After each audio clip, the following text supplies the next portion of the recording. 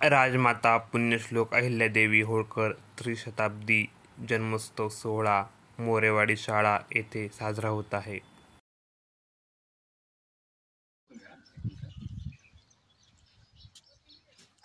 राजमाता पुण्यश्लोक अहिल्यादेवी होळकर यांचा त्रिशताब्दी जन्मोत्सव सोहळा साजरा करण्यासाठी आलेल्या सर्व शालेय व्यवस्थापन समितीचे पदाधिकारी, सन्माननीय पदाधिकारी, सदस्य, त्याचप्रमाणे पालक, ग्रामस्थ यांचं जिल्हा परिषद प्राथमिक शाळा मोरेवाडीच्या वतीने मी सहर्ष स्वागत करतो. Welcome welcome welcome.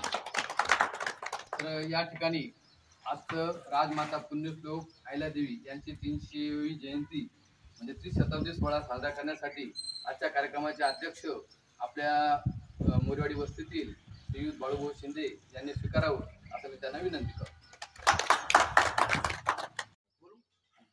बागुल सरांनी या सूचनेला अनुमती आणली, त्यांच्या सर्वांच्या मध्ये मी अनुमती.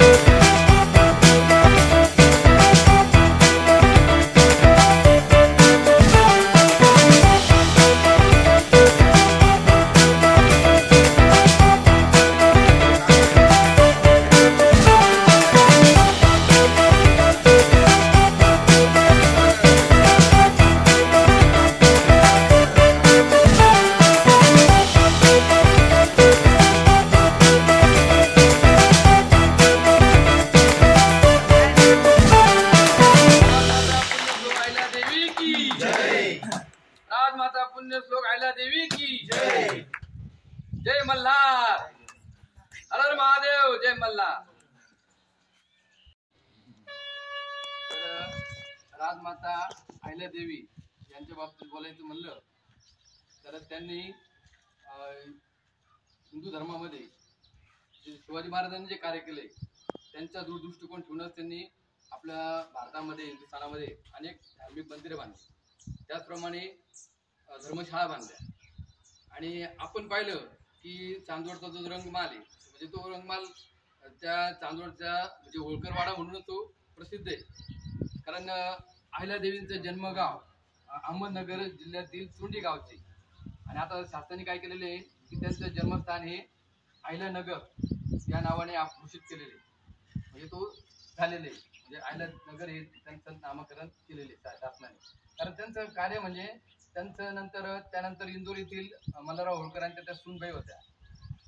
आणि त्या ठिकाणी त्यांनी ज्यावेळेस त्यांच्या आपलं सासऱ्यांचं हे झालं देवासन झालं नंतर नवऱ्याचं देवासन झालं त्यानंतर जेव्हा ते राजमाता झाल्या त्यावेळेस त्यांनी इतका दूरदृष्टी ठेवून म्हणजे आपण पुढे गेलो की अनेक ठिकाणी आपल्याला ज्या बारव दिसतात दगडी श्रीगंधेची बारव ही त्यांचीच पुण्य. आणि जे मंदिरं बांधलेली ते मंदिर आपल्या धर्माचं रक्षण करणारे म्हणून त्यांना धर्मरक्षक पण म्हणतात. आणि आपण चांदवडचं जे हे पाहतो बारव तर ते पूर्ण चांदवड शहराला पाणी पुरवठा करत इतकं त्याच्यात क्षमता आहे. म्हणजे इतकी त्यांची दूरदृष्टी होती. कारण पाणी असलं तर काय होतं माणसाची समृद्धी येते. शेतीसाठी पाणी लागतं, पिण्यासाठी पाणी लागतं, सगळ्यासाठी पाणी लागतं. म्हणजे असा दूरदृष्टिकोन ठेवून त्यांनी बारव बांधल्या नंतर मंदिरं बांधली. त्याचप्रमाणे ज्यावेळेस त्या राज सत्तेवर होता त्यावेळेस त्यांनी म्हणजे समतेचा न्याय दिला. आपले पती त्याचप्रमाणे मुलगा यांना देखील त्यांनी शिक्षा केली. म्हणजे इतके त्यांचे कडक शासन होते. तर अशा या राजमाता अहिल्यादेवी यांचा त्रिशताब्दी सोहळा आहे. तर माझी मावशी चांदवडची असल्याने त्यावेळेस मी जायचो चांदवडला तेव्हा आम्ही त्या रंगमालामध्ये खेळायचो. म्हणजे कारण तो रंगमाला त्यांनी स्वतः बांधलेला आहे. अहिल्यादेवी ज्यावेळेस राजमाता झाल्या राणी झाल्या त्यावेळेस त्यांनी तो स्वतः बांधलेला आहे. पहिले तो मुघलांच्या ताब्यात होता त्यानंतर ते होळकरांचं त्यांनी जहागिरी दिल्यानंतर ते मुख्य प्रवेशद्वार आहे. भव्य असं मोठं प्रवेशद्वार आहे चिरेबंदी असलेली. आणि नंतर जो दरवाजा आहे तो दरवाजा भव्य दिव्य असा सागवानीचा आहे.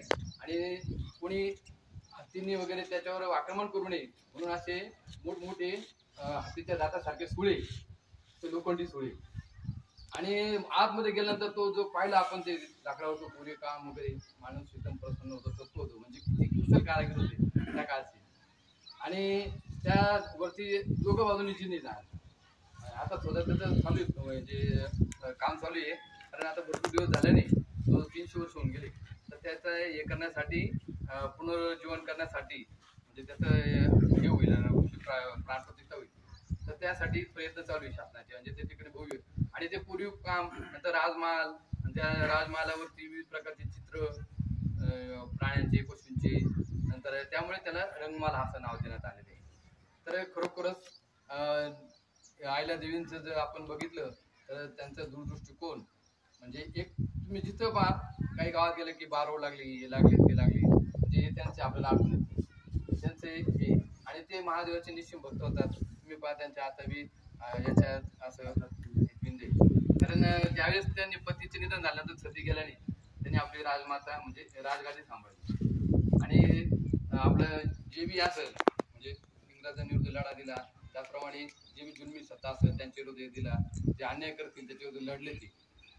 आणि तिथं तुम्ही पहा मोठमोठे तलवारी हे आपल्या जवळ आहे म्हणून तुम्हाला सांगितलं चांदवडचं. तर आज त्यांचं तुम्ही आता आपण त्यांच्या कुळातले सर्व आपण धर्म एकच. तर आपण खरोखरच यांच्या कार्याचं आपण हे करून त्याची आपल्याला आपण जयंती का साजरी करतो की त्यांनी जे कार्य केलेले त्याला उजाळा मिळावा त्याच्यापासून काहीतरी प्रेरणा मिळावी आणि आपण त्यातून काहीतरी घ्यावं असा आपण संकल्प केला पाहिजे. की नाही आपलं त्यांनी काय केलं ज्यावेळेस दान धर्म करायचे त्यांनी 1 रुपया सुद्धा स्वतःच्या तिजोरीत वापरला. म्हणजे स्वतःच्या तिजोरीत वापरला. जनतेचा जो पैसा असेल त्यातला 1 रुपया देखील वापरला. म्हणजे स्वतःचा जो पैसा असेल तोच त्यांनी दान धर्मासाठी वापरला मंदिरासाठी वापरला. आणि जो जनतेचा पैसा आहे तो जनतेच्या कामासाठीच वापरला.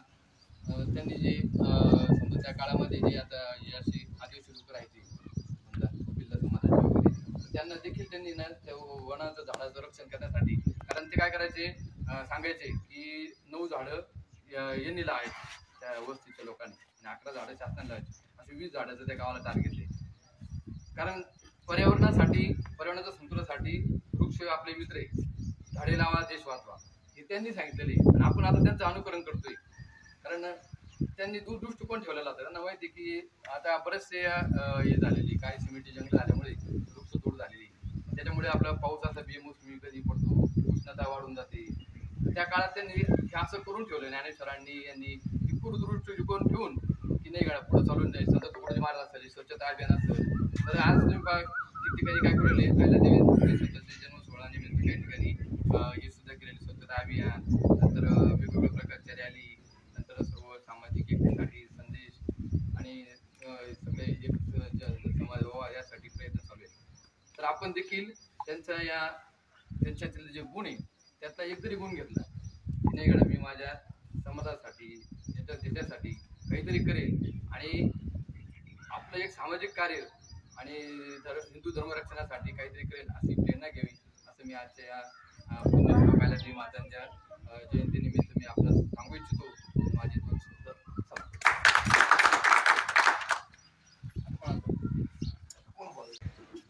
अहिल्याबाईच्या ह्यांनी एवढे गरम आले त्यांच्या ह्यांनी धन्यवाद.